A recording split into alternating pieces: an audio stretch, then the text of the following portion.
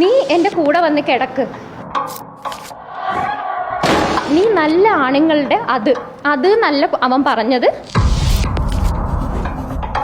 നായന്മാർക്ക് ഇതൊന്നും പുത്തരിയല്ലല്ലോ. ഞാനൊരു CSI കാരനാണ്, ഞാനൊരു മുക്കുവത്തിയാണെന്ന് പറഞ്ഞു. അപ്പം ഞാൻ ഇയാളോട് ചോദിച്ചു, മുക്കുവത്തിയായാൽ നിങ്ങൾക്ക് എന്താണ് പ്രശ്നം എന്ന് ചോദിച്ചു. ഞാൻ കഴപ്പും തരിപ്പും മാറ്റിത്തരാം. നിന്റെ അമ്മ വീട്ടിലുണ്ടെങ്കിൽ അവളെയും വിളിച്ചോ, അവളും നായരാണല്ലോ. അവൻ നിന്നൊക്കെ പിടിക്കുകയോ ചെയ്തില്ലല്ലോ, അപ്പം ഞാൻ ഇടപെടാന്നാണ്. കേരളത്തിൽ ഒരു പ്രൊഫഷണൽ വിദ്യാഭ്യാസ സ്ഥാപനം നടത്തിക്കൊണ്ടുപോവുക എന്ന് പറയുന്നത് എത്രമാത്രം ദുഷ്കരമാണെന്ന് തെളിയിക്കുന്ന സംഭവങ്ങളാണ് കേരള അക്കാദമി ഓഫ് ഫാർമസി ഇപ്പോൾ നേരിട്ടുകൊണ്ടിരിക്കുന്നത്. തിരുവനന്തപുരത്ത് കാട്ടാക്കടയ്ക്ക് സമീപം കണ്ടലയിലാണ് ഈ കോളേജ് പ്രവർത്തിക്കുന്നത്. 2 കോഴ്സുകളാണ് ഇവർ പ്രധാനമായും പ്രൊവൈഡ് ചെയ്യുന്നത്. പക്ഷേ ഈ കോഴ്സ് ഡിസ്കണ്ടിന്യൂ ചെയ്യുന്ന കുട്ടികൾ സമീപത്തെ ലോക്കൽ ഗുണ്ടകളെയും കൊണ്ടുവന്ന് അവിടെയുള്ള വനിതാ ജീവനക്കാരെ വരെ ഹരാസ് ചെയ്യുന്നുവെന്നാണ് പരാതി.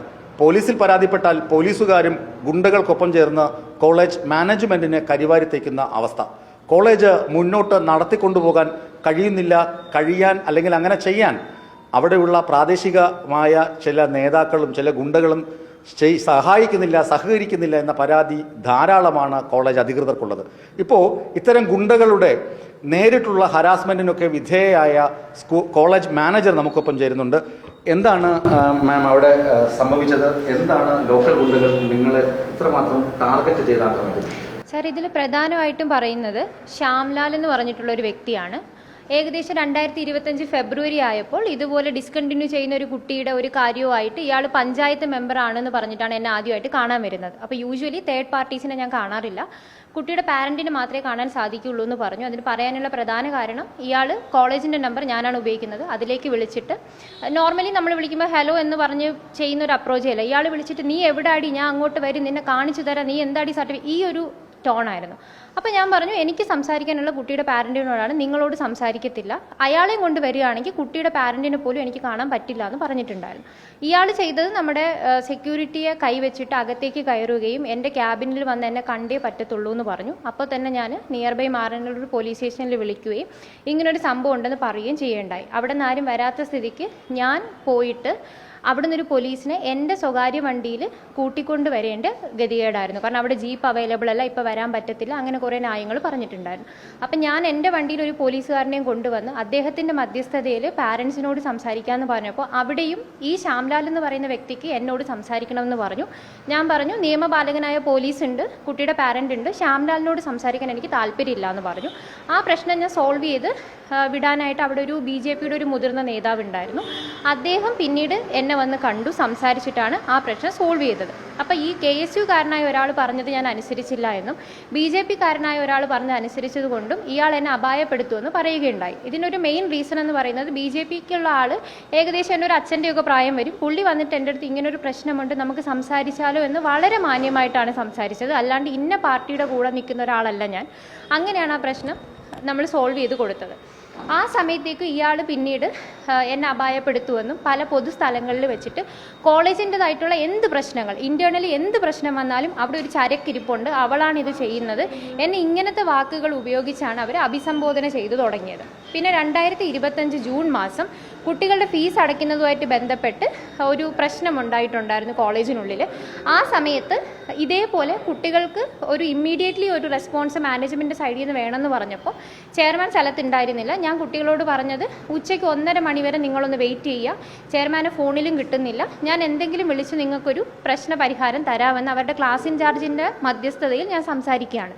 1:30 വരെ വെയിറ്റ് ചെയ്യാൻ പറഞ്ഞു. 1 മണി ആയപ്പോഴത്തേക്കും ഈ ശ്യാംലാൽ, ബാസിർ, വിഷ്ണു, ജാഫർ, അഹദ്, അഷ്കർ ഇങ്ങനെ തുടങ്ങി ഒരു 10ഓളം പേരുണ്ട്. ഇവരാണ് മെയിനായിട്ട് എപ്പോഴും വന്ന് എന്നെ മെൻ്റലി ആൻഡ് ഫിസിക്കലി. ഇവർ പറയുന്നത് ഇവരുടെ രാഷ്ട്രീയം കോൺഗ്രസും അതുപോലെ അതാണ്, മറ്റൊരു BJP ആളുകൾ നിങ്ങളുടെ കോളേജിനെ പിന്തുണയ്ക്കുന്നു.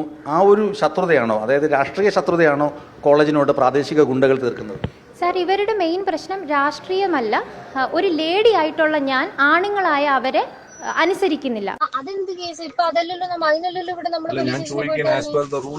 Certificate I already informed them to wait till the chairman. Chairman next week വരുന്നു പറഞ്ഞു. ഇൻഡിവിജ്വൽസിന്റെ സർട്ടിഫിക്കറ്റ് നിങ്ങൾക്ക് ഹോൾഡ് ചെയ്യേണ്ട അധികാരമില്ല. ഞാൻ ഹോൾഡ് ചെയ്യുന്നില്ലല്ലോ. അപ്പൊ കോളേജ് ഹോൾഡ് ചെയ്യുന്നല്ലേ കുട്ടികൾ പറയുന്നത്? കോളേജിന്റെ ഓണർ ചെയർമാനാണ്. ചെയർമാൻ വരുന്നവരെ വെയിറ്റ് ചെയ്യാനാണ് സ്റ്റേഷനിൽ നിന്ന് പറഞ്ഞിട്ട് വന്നത്. അല്ല ഇന്നിപ്പോ എനിക്ക് വൈൻഡപ്പ് ചെയ്യാന്നേ. നിങ്ങൾ ഞങ്ങൾ സ്റ്റേഷനിൽ നിന്ന് വൈൻഡപ്പ് ചെയ്തു തന്നു. നിങ്ങളല്ലേ ഇവിടെ പ്രശ്നം തുടങ്ങിയേ? ഇവർക്ക് കൂട്ടിരിക്കുന്നു. എനിക്ക് കൂട്ടിരുന്ന അവരുടെ ദേഹത്ത് കൈ വെക്കുവോ? അതിപ്പോ പാർട്ടി വിഷയമാകുമ്പോ അപ്പൊ ഒരുത്തൻ എന്റെ അടുത്ത് കൂടെ കിടക്കാൻ വിളിച്ചതോ? എന്നെ ഒരുത്തൻ കൂടെ കിടക്കാൻ വിളിച്ചതോ? അതും പാർട്ടിയുടെ ആണോ? നിങ്ങള് എന്നെ ഒരുത്തൻ കൂടെ കിടക്കാൻ വിളിച്ച പാർട്ടിയുടെ ആണോ? ഞാൻ ചോദിക്കുന്നത് എനിക്കത് അറിയണ്ട. അടമണ്ടാകരുത്. അടമണ്ടാവും. ഇത് കോളേജിന്റെ പ്രശ്നമാണ്. എന്നെ അവൻ എന്തിനാ കൂടെ കിടക്കാൻ വിളിച്ചേ? ഞാൻ ചോദിക്കുന്നതിന് താൻ മറുപടി പറ. ഇത് കോളേജിന്റെ കാര്യമാണെങ്കിൽ നിങ്ങൾ കോളേജിന്റെ കാര്യം സംസാരിച്ചു. പ്രത്യേകിച്ച് എൻ്റെ ജാതി അവർക്ക് പ്രശ്നമാണ്. ഈ രണ്ടാമത് വന്ന ദിവസം ഇയാൾ ഈ ശ്യാംലാൽ എന്ന് പറഞ്ഞ ഇയാൾ എന്നോട് വളരെ മോശമായിട്ട് സംസാരിക്കുകയും ഞാനൊരു മുക്കുവത്തിയാണെന്ന് പറഞ്ഞു. അപ്പം ഞാൻ ഇയാളോട് ചോദിച്ചു, മുക്കുവത്തിയായ നിങ്ങൾക്ക് എന്താണ് പ്രശ്നം എന്ന് ചോദിച്ചു. ഞാൻ നായർ ജാതിയിലുള്ള ഒരാളാണ്, മുക്കുവത്തി എന്ന് പറയുന്നതുകൊണ്ട് എനിക്ക് പ്രശ്നമില്ല. ഞാൻ ചോദിച്ചു എന്താണ് പ്രശ്നം എന്ന് ചോദിച്ചപ്പോൾ നായർ സ്ത്രീകൾ പല അവന്മാരുടെ കൂടെയും കിടക്കുന്നവരാണെന്നും മുക്കുവരുടെ കൂടെ കിടക്കുന്നതായതുകൊണ്ട് നിനക്ക് മുക്കുവത്തി എന്ന് പറഞ്ഞാൽ പ്രശ്നമുണ്ടാവില്ല എന്നും ഇയാൾ എൻ്റെ അടുത്ത് പറഞ്ഞു. ഇയാൾ പറഞ്ഞ ഈ കാര്യം വീഡിയോ പകർത്തിക്കൊണ്ടിരുന്ന എൻ്റെ ഒരു ലേഡി സ്റ്റാഫിൻ്റെ കൈ തിരിച്ചു പിടിക്കാനായിട്ട് ഇയാൾ ശ്രമിച്ചു. ഞാൻ അവരുടെ ഇടയ്ക്ക് കയറി നിന്നതുകൊണ്ട് അയാൾ ആ കുട്ടിയെ ഉപദ്രവിച്ചില്ല. ഈ പ്രശ്നങ്ങളെല്ലാം കാണിച്ചുകൊണ്ട് ഞാൻ മാറനല്ലൂർ പോലീസ് സ്റ്റേഷനിൽ ചെന്നൊരു പരാതി കൊടുക്കാൻ പോയപ്പോൾ അവരെൻ്റെ കയ്യിൽ നിന്ന് പരാതി മേടിച്ചില്ല എന്ന് മാത്രമല്ല, പരാതി മേടിക്കാമെന്ന് പറഞ്ഞിട്ട് എന്നെ ഏകദേശം ഒരു 3/4 മണിക്കൂറുകളോളം അവിടെ പിടിച്ചിരുത്തി. ആ സമയത്ത് കോളേജിൽ ചെയർമാനോ പ്രിൻസിപ്പളോ ഒന്നും അവൈലബിൾ അല്ല. കുറച്ച് ലേഡി സ്റ്റാഫും കുട്ടികളും മാത്രമായിട്ട് ഇരിക്കുകയാണ്. എന്നെ വളരെ വൈകിപ്പിച്ചതിന് ശേഷം എൻ്റെ അടുത്ത് പറഞ്ഞു നിങ്ങൾ പോയാൽ മതി, ആളവിടെ എത്തുന്നു. ഞാൻ പോയപ്പോൾ കാണുന്നത് ഇവരുടെ ഒരു SI ഉണ്ട്, കിരൺ എന്ന് പറഞ്ഞിട്ട്. പുള്ളി തിരിച്ചു വന്നിട്ട് ഈ അതിക്രമിച്ച് കയറി ഇവരോട് പറയുകയാണ് നിങ്ങൾക്ക് സമരത്തിന് ഞങ്ങൾ പൂർണ്ണ പിന്തുണ തരുന്നുണ്ടെന്ന് പറയുകയും കോളേജിലെ അധികൃതരുടെ യാതൊരു അനുവാദവും ഇല്ലാണ്ട് ഈ കുട്ടികളെ ഒരു 10-26 കുട്ടികളെ മുഴുവൻ ക്ലാസ്സിൽ നിന്ന് ബാഗും എടുത്ത് പുള്ളി കൊണ്ടുപോവാണ്. അങ്ങനെ പോലീസിന് കൊണ്ടുപോകാൻ ഒരു അധികാരം ഇല്ലെന്നും അങ്ങനെ കൊണ്ടുപോവുകയാണെങ്കിൽ സാർ എഴുതി ഒപ്പിട്ട് തരണമെന്ന് ഞാൻ പറഞ്ഞപ്പോൾ പുള്ളി എനിക്ക് ഇവിടെ പറയാൻ ബുദ്ധിമുട്ടുണ്ട്, വളരെ മോശമായിട്ട് എൻ്റെ അടുത്ത് സംസാരിച്ചു. അപ്പം ഞാൻ പോലീസിൻ്റെ അടുത്ത് ഞാൻ പറഞ്ഞു അത് കോളേജിൻ്റെ കാര്യം കോളേജിൻ്റെ ഇതിൽ സംസാരിക്കാം, എന്നെ കിടക്കാൻ കൂടെ വിളിക്കേണ്ട ആവശ്യമില്ല എന്ന് പറഞ്ഞു. എന്നെ ഇതിന് വിളിച്ചു എന്ന് അറിഞ്ഞപ്പോൾ ഇവ പിള്ളേരുടെ കയ്യടി കാണണമായിരുന്നു. എന്നിട്ട് ഇപ്പോൾ പോലീസ് വന്നിട്ട് എൻ്റെ അടുത്ത് വണ്ടിയുടെ ഗ്ലാസ് ഫ്രണ്ട് ഭാഗം ഒന്ന് ഇടിച്ചു പൊട്ടിച്ചായിരുന്നു. ഗ്ലാസ് ഇടച്ച്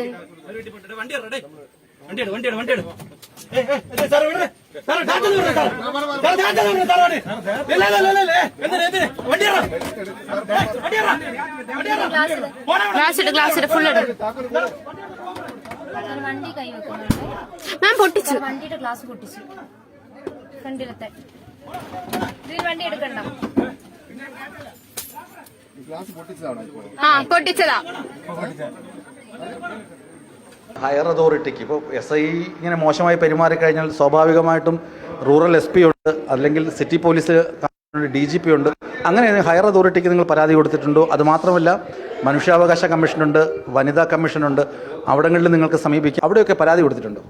സാർ, ഇതിൽ ആദ്യത്തെ സ്റ്റെപ്പ് എന്ന് പറയുന്നത് നമ്മൾ ഇപ്പം എന്തെങ്കിലും ഒരു പ്രശ്നം വരുമ്പോൾ ഞാൻ കൺട്രോൾ റൂമിൽ വിളിച്ച് അറിയിക്കുമ്പോൾ പോലും അവരാദ്യം നമ്മളടുത്ത് പറഞ്ഞു വിടുന്ന അതോറിറ്റി എന്ന് പറയുന്നത് മാറനല്ലൂർ പോലീസ് സ്റ്റേഷനാണ്.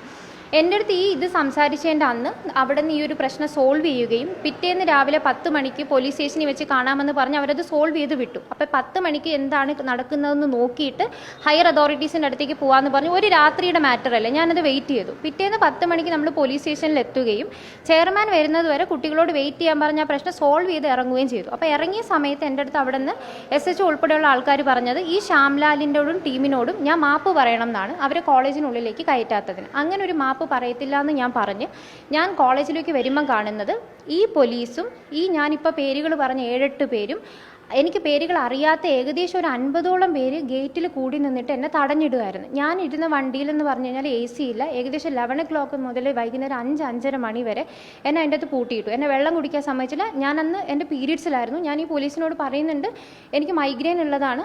ഈ പീരീഡ്സ് മൈഗ്രെയിനും ഉള്ളൊരു ലേഡി അനുഭവിക്കുന്ന വേദന ഒരു ലേഡിക്ക് മാത്രമേ അത് മനസ്സിലാവത്തുള്ളൂ. ആ ലേഡി കോൺസ്റ്റബിളിനോട് പോലും ഞാൻ പറഞ്ഞു എനിക്ക് ഒട്ടും ഇരിക്കാൻ പറ്റുന്നില്ല, നിങ്ങൾ ഹെൽപ്പ് ചെയ്യണമെന്ന് പറഞ്ഞപ്പോൾ അവരെന്നോട് പറഞ്ഞത് നിനക്ക് ഇറങ്ങി ചെന്നൊരു മാപ്പ് പറഞ്ഞാൽ എന്താണെന്നാണ്.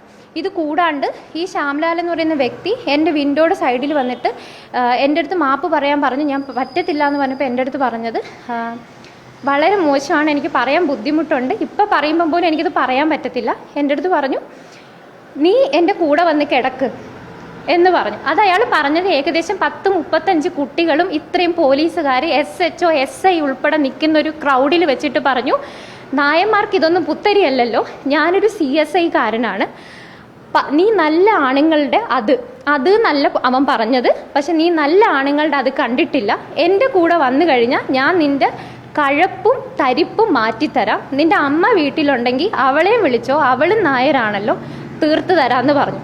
ഇത് ആദ്യമായിട്ട് കേൾക്കുമ്പോൾ ഒരു ലേഡി എന്നുള്ള നിലയ്ക്ക് ഞാൻ ആ വണ്ടിയിലിരുന്ന് കരഞ്ഞിട്ട് ഞാൻ SHOയോട് പറഞ്ഞു, സാർ ഈ പറയുന്നത് കേൾക്കുന്നില്ലേന്ന്. അപ്പോൾ പുള്ളി എൻ്റെ അടുത്ത് പറഞ്ഞത്, നീ അവൻ്റെ കൂടെ കിടക്കുവോ, അവൻ നിന്നെ കയറി പിടിക്കുകയോ ചെയ്തില്ലല്ലോ, അപ്പം ഞാൻ ഇടപെടാമെന്നാണ്. ഈ ഒരു കാര്യം പറഞ്ഞ് മാരാനല്ലൂർ സ്റ്റേഷനിലോട്ട് പോകാനായിട്ട് എനിക്ക് പേടിയായിരുന്നു കേസ് കൊടുക്കാൻ. കോളേജ് മേജറായിട്ട് നേരിടുന്ന പ്രതിസന്ധി എന്ന് പറഞ്ഞു കഴിഞ്ഞാൽ, കോളേജിലെ വിദ്യാർത്ഥികൾ 2 തരത്തിലുള്ള വിദ്യാർത്ഥികളാണ് ഉള്ളത്. ഒന്ന്, വിദ്യാർത്ഥികൾ ഗ്രാൻഡ് മുഖാന്തരം അവരുടെ ഫീസ് എല്ലാം തന്നെ ഗവൺമെൻറ് കൊടുക്കുന്നു, ആ ഫീസ് അവരുടെ അക്കൗണ്ടിൽ വരുന്നു, പക്ഷെ അവർ ആ ഫീസ് കോളേജിൽ അടയ്ക്കുന്നില്ല. 2ാം തരത്തിലുള്ളൊരു കാറ്റഗറി വിദ്യാർത്ഥികൾ എന്ന് പറഞ്ഞാൽ, കുട്ടികൾ ആദ്യത്തെ 6 മാസം 7 മാസം കോളേജിൽ വരും, പിന്നീട് കോളേജിലേക്ക് വരത്തില്ല.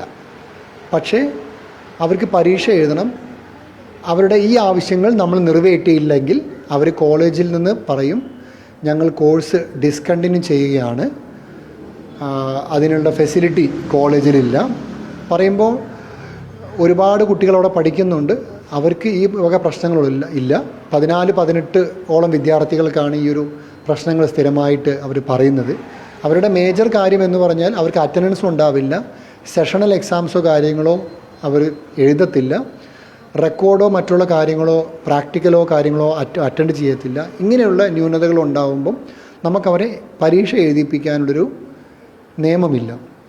നമ്മളത് പറയുന്നതോടുകൂടി അവർ കോളേജുമായിട്ട് റിബൽ ലെവലിലേക്ക് വരും. ഈ സാഹചര്യത്തിൽ കുട്ടികൾക്ക് ഡിസ്കണ്ടിന്യൂ ചെയ്യാനാണെങ്കിൽ പോലും ഗവൺമെൻറ് അതിനൊരു റൂൾ വെച്ചിട്ടുണ്ട്. ഇതിന് ലിക്വിഡിറ്റി ഡാമേജ് റൂൾ എന്ന് പറയും. ഒരു വിദ്യാർത്ഥി 2 വർഷത്തെ ഒരു ഡിപ്ലോമ കോഴ്സ് ഡിസ്കണ്ടിന്യൂ ചെയ്യാൻ, കോഴ്സ് നിർത്താൻ ആഗ്രഹിക്കുകയാണെങ്കിൽ, അവർ ഫസ്റ്റ് ഇയർ കഴിഞ്ഞിട്ടുണ്ടെന്നുണ്ടെങ്കിൽ 2ാമത്തെ വർഷത്തെ ഫീസ് അടച്ച് അവർക്ക് അവരുടെ ഡോക്യുമെൻറ്റ്സും പഠിച്ച മാർക്സ് കാർഡും മേടിച്ചിട്ട് അവർക്ക് തിരികെ പോകുന്നതാണ്. പക്ഷേ അതിന് പകരം, ഈ ഒരു കാര്യം കേൾക്കുന്നതിന് പകരം, എല്ലാവരും അങ്ങനെ ആവണമെന്നില്ല, പക്ഷേ കുറച്ച് കുട്ടികൾ ഈ കാര്യം ഫോളോ ചെയ്ത് അവർക്ക് പഠിച്ച് പോകാൻ പ്രയാസമാണ് എന്നുണ്ടെങ്കിൽ അവരത് നിർത്തിപ്പോവും. മറിച്ച് ചില വിദ്യാർത്ഥികൾ, അതായത് മെജോറിറ്റിയിൽ പെടുന്ന ഈ ഒരു വിദ്യാർത്ഥികൾ, കുറച്ച് ആ ഒരു പരിസരത്തുള്ള കുറച്ച് ലോക്കലായിട്ടുള്ള പൊളിറ്റീഷ്യൻസ് എന്ന് പറയാൻ വയ്യ, എന്നാൽ അവർ പറയുന്നത് അവർ ഒരു പാർട്ടിയെ റെപ്രസെൻറ്റ് ചെയ്യുന്നവരാണ് എന്ന് പറയും, അല്ലെങ്കിൽ സ്റ്റുഡൻറ്റ് യൂണിയനെ റെപ്രസെൻറ്റ് ചെയ്യുന്നവരാണെന്ന് പറഞ്ഞ് കോളേജിൽ കയറുകയും കോളേജിൽ മെജോറിറ്റി ആയിട്ട് വർക്ക് ചെയ്യുന്ന ജീവനക്കാർ വനിതാ ജീവനക്കാരാണ്. അപ്പോൾ വനിതാ ജീവനക്കാരെ ഈ ആണുങ്ങളായ ഇവർ വന്ന് അക്രമാസക്തമായ നിലയിൽ അറ്റാക്ക് ചെയ്യുന്ന ഒരു പ്രവണതയാണ് ഏകദേശം 1 വർഷത്തോളമായിട്ട് ഞങ്ങൾ ഫേസ് ചെയ്തുകൊണ്ടിരിക്കുന്നത്. 2020 ഈ കോളേജ് ആദ്യമായിട്ട് കണ്ടലയിൽ എസ്റ്റാബ്ലിഷ് ചെയ്യുന്നത്. ഫാർമസി കൗൺസിലും യൂണിവേഴ്സിറ്റിയും DMEയുടെയും അംഗീകാരത്തോടു കൂടിയിട്ടാണ് ഈ കോളേജ് പ്രവർത്തനം തുടങ്ങിയിട്ടുള്ളത്. 2 കോഴ്സാണ് ഞങ്ങൾ കൊടുക്കുന്നത്. ഒന്ന് ഡിപ്ലോമ ഫാർമസി 2 വർഷത്തെ പ്രോഗ്രാമും ബാച്ചിലർ ഓഫ് ഫാർമസി 4 വർഷത്തെ പ്രോഗ്രാമും. കോളേജിൽ ഡിസിപ്ലിനറി ആയിട്ടുള്ള എന്തെങ്കിലും ആക്ഷൻസ് കുട്ടികളുടെ ഭാഗത്തേക്ക് ഞങ്ങൾക്ക് എടുക്കേണ്ടി വന്നാൽ ഈ കുട്ടികൾ മാറനല്ലൂർ പോലീസ് സ്റ്റേഷൻ എന്ന ഞങ്ങളുടെ പരിധിയിൽപ്പെടുന്ന ഈ പോലീസ് സ്റ്റേഷനിൽ പോവുകയും അവിടെ കംപ്ലയിൻറ്റ് പറയുകയും ചെയ്യും.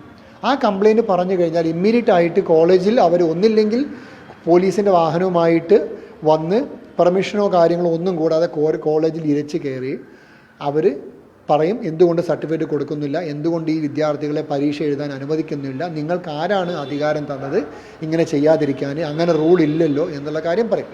ഞങ്ങളപ്പോൾ അവരോട് വളരെ ന്യായമായ രീതിയിൽ അല്ലെങ്കിൽ വളരെ സൗമ്യമായ രീതിയിൽ പറയുന്നത്, സർക്കാർ പ്രോസ്പെക്ടസ് തന്നിട്ടുള്ള പ്രകാരമാണ് നമ്മൾ ഈ ബി ഫാർമസിയുടെയും അതുകൂടാതെ ഡിപ്ലോമ ഫാർമസിയുടെയും അഡ്മിഷൻസ് എടുത്തിരിക്കുന്നത്.